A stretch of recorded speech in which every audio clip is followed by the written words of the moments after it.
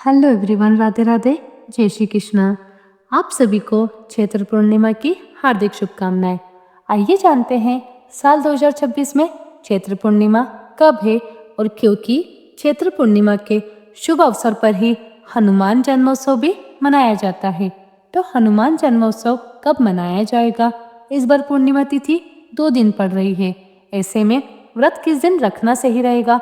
स्नान दान कब किया जाएगा? श्री सत्यनारायण भगवान की कथा का पाठ या पूजन कब किया जा सकता है? पूर्णिमा तिथि के दिन चंद्रोदय का समय क्या रहेगा? और हनुमान जन्मोत्सव के दिन, क्योंकि हनुमान जी का जन्म सुबह सूर्योदय के आसपास हुआ मानते हैं, ऐसे में बजरंगबली हनुमान जी की पूजा करने के सबसे शुभ मुहूर्त क्या रहेगा? वही पूर्णिमा तिथि के दिन प्रातः काल और सायंकाल पूजा का मुहूर्त क्या रहेगा? इस वीडियो में आप जानेंगे। अगर जानकारी पसंद आए तो वीडियो को लाइक जरूर कीजिएगा। इस बार पूर्णिमा तिथि 1 अप्रैल दिन बुधवार को सुबह 7:07 से शुरू हो रही है और पूर्णिमा तिथि का समापन होगा 2 अप्रैल दिन गुरुवार को सुबह 7:41 पर।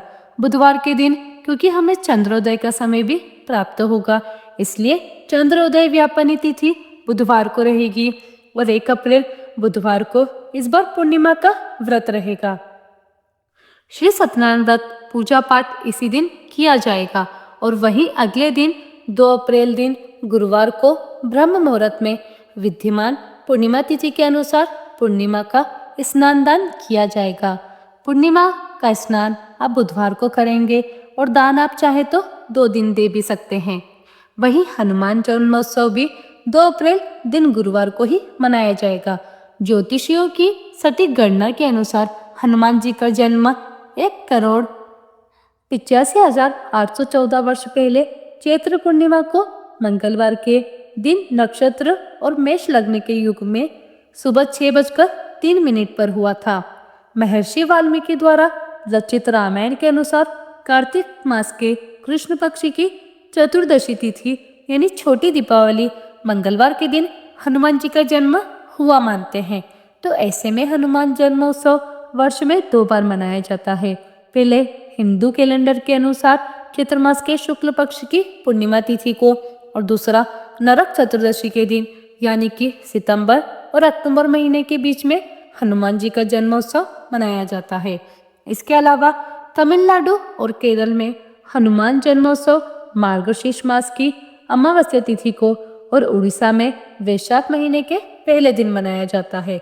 1 अप्रैल बुधवार को ब्रह्म मुहूर्त सुबह 4:46 से 5:34 तक रहेगा। सूर्योदय होगा सुबह 6:23 पर। सूर्यास्त होगा शाम 6:38 पर। अमृतकाल सुबह 8:47 से 10:27 तक रहेगा। राहु काल दोपहर 12 बजे से 1:30 बजे तक रहेगा। इस दिन भद्रा भी लग रही है। भद्रा काल सुबह 7:06 से शाम 7:20 तक रहेगी और भद्रा का वास पाताल लोक में होगा। 1 अप्रैल बुधवार को चंद्रोदय होगा शाम 6:10 पर। इस समय के बाद से ही चंद्र देवता को अर्घ्य देकर व्रत का पारण किया जाएगा। पूर्णिमा के प्रातःकाल पूजा का सबसे शुभ मुहूर्त रहेगा सुबह 5:02 से 6:11 तक। हालांकि इसके बाद भी आप पूजा कर सकते हैं। वहीं शाम की पूजा के लिए गोधूली मुहूर्त जो कि शाम 6:38 से 7:01 तक रहेगा। तो गोधूली मुहूर्त के अलावा आप शाम 7:48 तक भी पूजा कर सकते हैं और दीपदान कर सकते हैं। 2 अप्रैल दिन गुरुवार को ब्रह्म मुहूर्त सुबह 4:45 से 5:33 तक रहेगा, जब आप पूर्णिमा का स्नान कर सकते हैं, मंत्र जाप पूजा कर सकते हैं। सूर्योदय होगा सुबह 6:22 तक। सूर्यास्त होगा शाम 6:38 पर और सूर्योदय तक भी पूर्णिमा की पूजा कर सकते हैं। लेकिन ध्यान रखिएगा, पूर्णिमा तिथि के अंदर अंदर ही पूर्णिमा का स्नान आपको करना होगा। हस्त नक्षत्र इस दिन शाम 5:38 तक रहेगा। बाद में चित्रा नक्षत्र प्रारंभ होगा। राहु काल दोपहर 1:30 से 3 बजे तक रहेगा और पूर्णिमा के दिन हनुमान जी की पूजा करने का सबसे शुभ मुहूर्त रहने वाला है। सुबह 5:01 से लेकर 6:10 तक। तो आप बजरंगबली हनुमान जी की पूजा सच्चे मन से करें। श्री विष्णु भगवान, भगवान कृष्ण, माँ लक्ष्मी जी की पूजा करें। अपने आराध्य देवी देवताओं का पूजन करें और हनुमान जी के निमित्त इस दिन बजरंगबली हनुमान जी को लड्डू, पेड़े आदि का भोग लगाएं। तुलसी पत्र रखकर भोग लगाएं। आसपास के हनुमान जी के मंदिर में चोला चढ़ाए और हनुमान जी को सिंदूर अर्पित करें।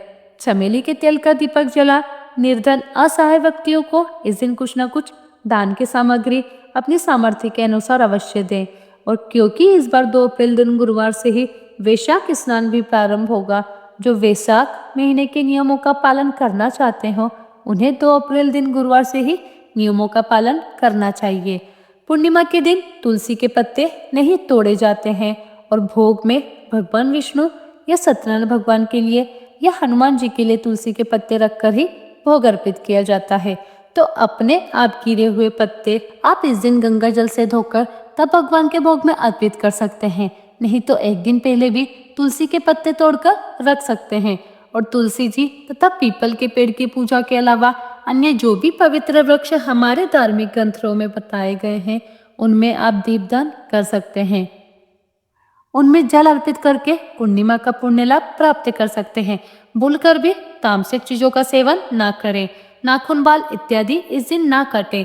सफेद रंग की वस्तुओं का अधिक से अधिक दान आप दे सकते हैं। यह थी आज की वीडियो। उम्मीद है जानकारी आपको पसंद आई होगी। यदि आपको यह जानकारी पसंद आई हो तो वीडियो को ज़्यादा से ज़्यादा शेयर करें। हमारे चैनल को सब्सक्राइब करना ना भूलें। मिलते हैं आप सभी से अगली वीडियो में। तब तक के लिए आप सभी को राधे राधे। जय श्री कृष्णा। जय श्री बजरंगबली।